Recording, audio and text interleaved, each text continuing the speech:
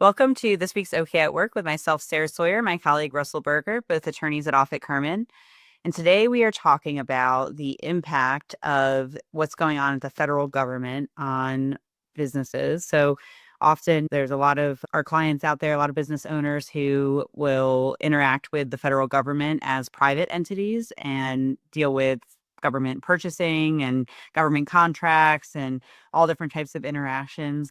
And with all of the things that are changing and all of the executive orders and all of the things that have been happening in the last couple of months here, that's definitely impacting those businesses that interact with the federal government. So, Russell, what are some things that we're expecting to see as it relates to that? Yeah, this is not the easiest thing to predict, but I think what we are seeing is that if there's less spending at the federal level, then that's going to affect the surrounding economy. And obviously, if you're in the greater DMV area, that can affect you, whether it's directly if your government contract, your contract gets cut, or indirectly if you're in that secondary, tertiary type ring, but you have customers and clients that are impacted by this or are impacted by uncertainty about grant funding, the project isn't going forward, whatever it might be. Regardless of whatever your political perspective is on this, I think if there are substantial changes in the way the federal government spends money, it is going to have a downstream effect.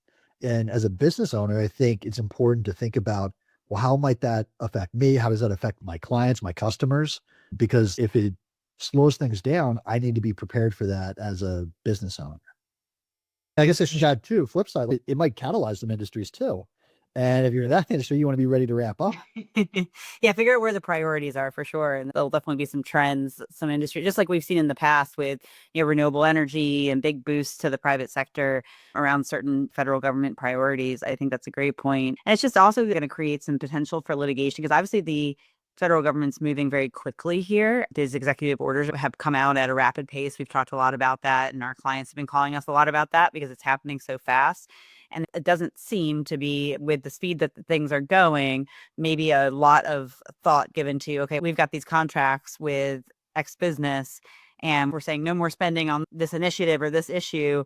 I don't know how much thought is going into the review of the contract, what the breach is going to look like, if there's going to be a breach, what the consequences might be. So I think there probably will be some potential for contract disputes. And even further down, you talk about downstream. So we've got the main contractor that's working with the federal government that's not getting paid. Now we have a subcontractor below that contractor that's probably not getting paid. So there's a lot of downstream potential for conflict there. Yeah. Let's say you're a service provider to someone that's either a government contractor or provides services to government contractors. If they're not getting paid, that's going to affect downstream. So I think it's a good reminder to think about what your contracts say, what they could say. Is there an opportunity to improve them? I also think it's something to think about in terms of how quickly you move forward when you feel things are going sideways with a customer. Maybe it's something you got to jump on faster than you would have in the past. But at the very least, I think it's something that you ought to be consciously thinking about and recognizing that, hey, the universe is a little bit different.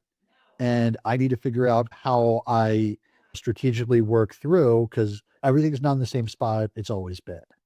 Yeah, definitely need to be ready to make moves and act more quickly as the world is moving at a rapid pace right now. So, I mean, it kind of always is, but even more right now, I think that's a great point to be able to just be staying on top of it and really not letting too much time pass if something is amiss. Well, thanks, Russell. We'll see you next time.